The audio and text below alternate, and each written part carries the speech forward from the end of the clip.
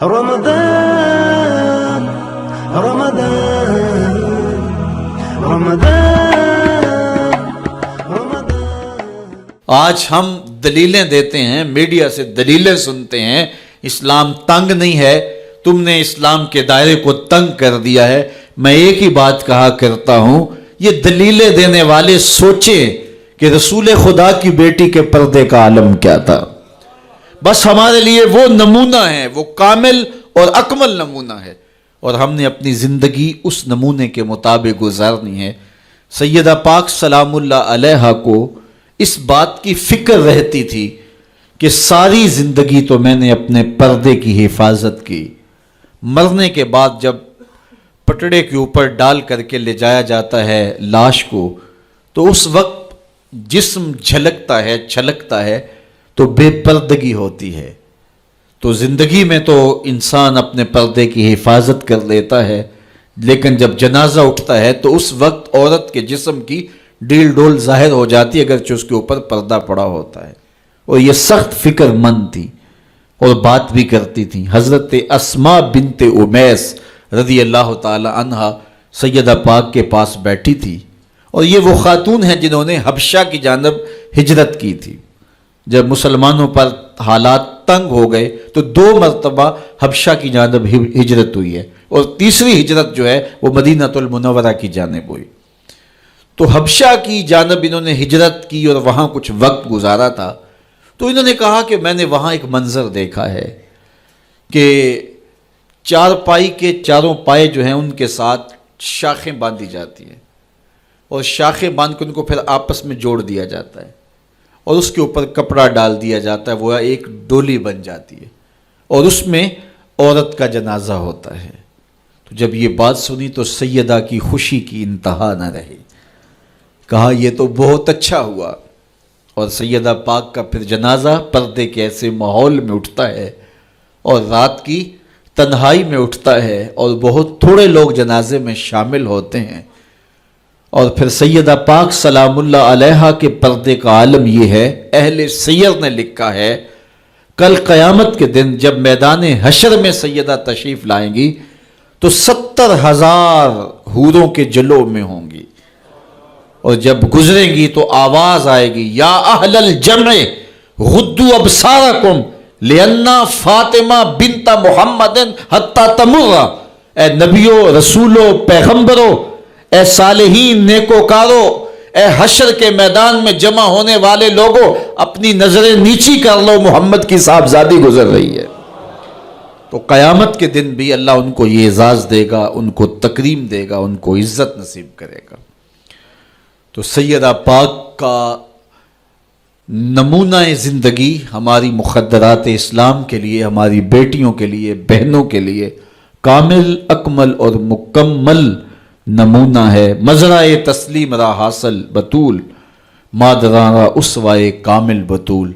تو ان سے ہمیں سیکھنا ہے کہ انہوں نے اپنی ساری زندگی کیسے گزاری۔ آج کی عورت کہتی ہے کہ میں نہیں کر سکتی نماز، روزہ اور یہ امور نہیں بجا لا سکتی، بچوں کا بوجھ اتنا ہے، ان کی تربیت اور ان کو کھانا دینا، ان کو دودھ دینا، بار بار جو ہے وہ ان کا لباس تبدیل کرنا، کب وقت ہوتا ہے، میرے کپڑے بھی ناپاک ہو جاتے ہیں، تو کیسے میں ان کو جو ہے بچوں کو کروں اور اس کے بعد عبادات بھی وقت پہ کر سکوں، تو یہ بڑا مشکل ہے۔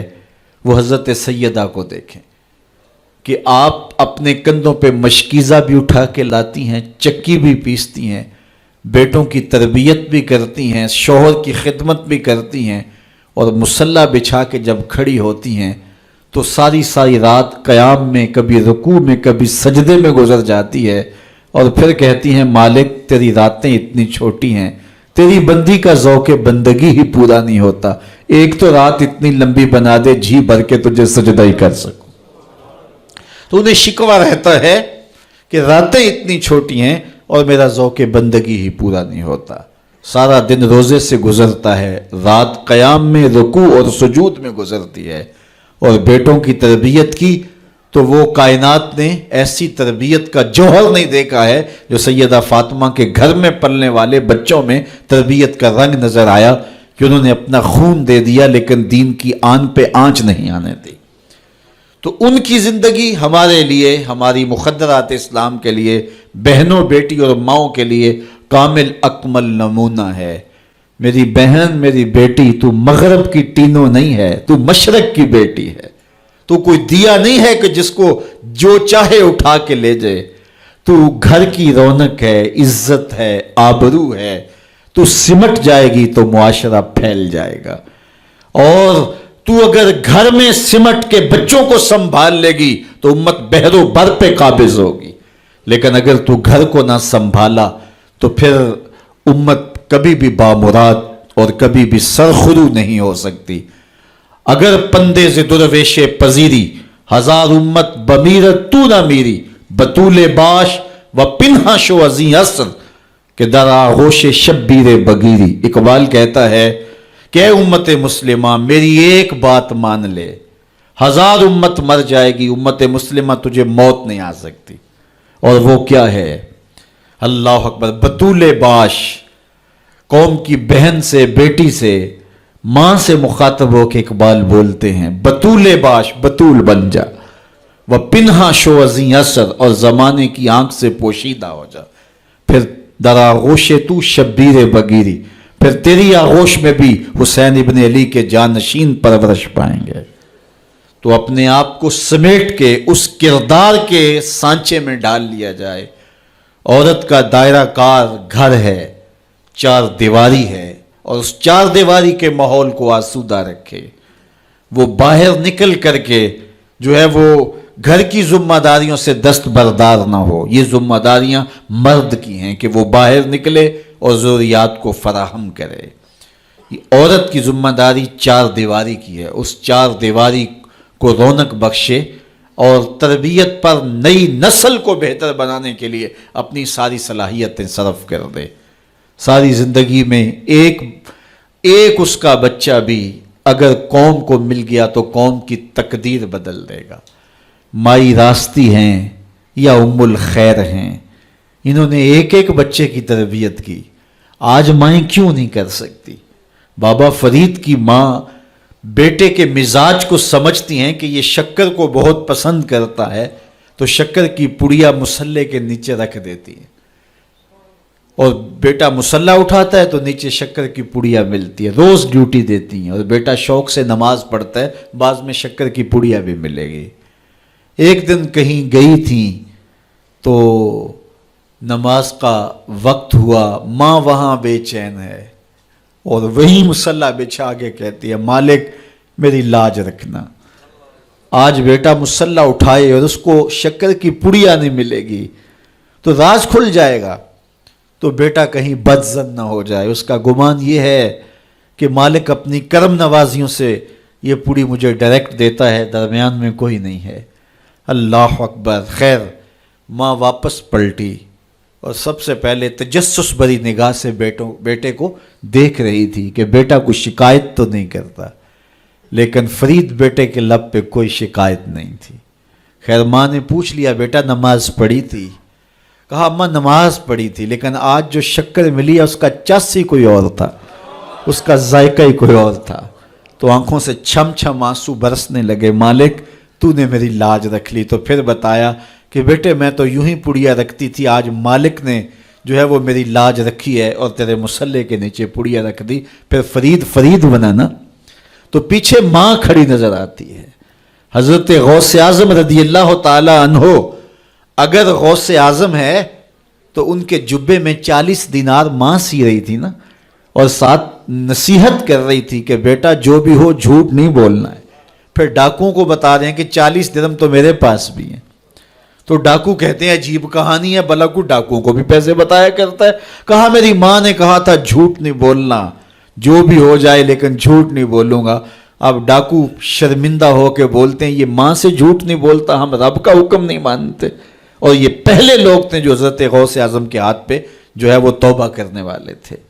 اللہ اکبر۔ قطب الدین بختیار کاکی جب درس گاہ میں جاتے ہیں، استاد پڑھاتا ہے الف لام میم ذالک الکتاب، پورا پارا سنا دیتے ہیں۔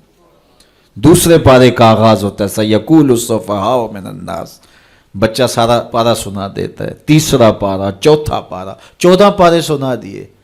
کہا یہاں سے شروع کرو، سبحان الذی اسری بعبدہ۔ تو کہا بیٹا جس درس گاہ میں 14 پارے پڑے تھے وہیں بقیہ قرآن بھی حفظ کر لیا ہوتا۔ کہا استاد جی میں کسی درس گاہ میں نہیں گیا، میری ماں 14 پاروں کی حافظہ تھی، اور صبح جب اٹھتی تھی تو قرآن بھی پڑھنے لگتی اور کام کاج بھی کرتی، تو بچپن سے ہی سن سن کے ماں کی آغوش سے یہ 14 پارے یاد ہو گئے۔ تو مائیں اگر ایسی ہوں تو بیٹے ایسے ہوتے ہیں، اس لیے ماں کے کردار کو روشن کرنا ہوگا، ماں کے کردار کو بہتر کرنا ہوگا، اور ماؤں کے لیے کامل اکمل نمونہ سیدہ پاک سلام اللہ علیہا کا نمونہ زندگی ہے، اور ان کی زندگی کے ایک ایک پہلو سے روشنی لے کر کے، اجالا لے کر کے مخدرات اسلام کی زندگیوں میں چراغاں کیا جا سکتا ہے، اور ان کی زندگی سے ایک اچھی نسل تیار ہو سکتی ہے۔ کسی نے کہا تھا مجھے اچھی مائیں دے دو میں تمہیں اچھی نسل دوں گا، تو سیدہ پاک کا اسوہ ہمارے لیے یقیناً کامل اور اکمل نمونہ ہے۔ اللہ تعالیٰ ان کے نقوش پا کی برکتیں اور ان کے وجود سے وابستہ رحمتیں ہماری ماؤں، بہنوں اور بیٹیوں کو نصیب فرمائے۔ اور آج کی اس مجلس میں ہم ان کی وساطت سے اللہ کی بارگاہ میں دعا کرتے ہیں، اے اللہ حیا سوز ماحول سے اس امت کو نجات عطا کر دے، اور اس امت کو پھر عظمت پارینہ اور رفتہ عطا کر دے، اور قوم کی بیٹیوں کو اسوہ بطول پہ گامزن کر دے۔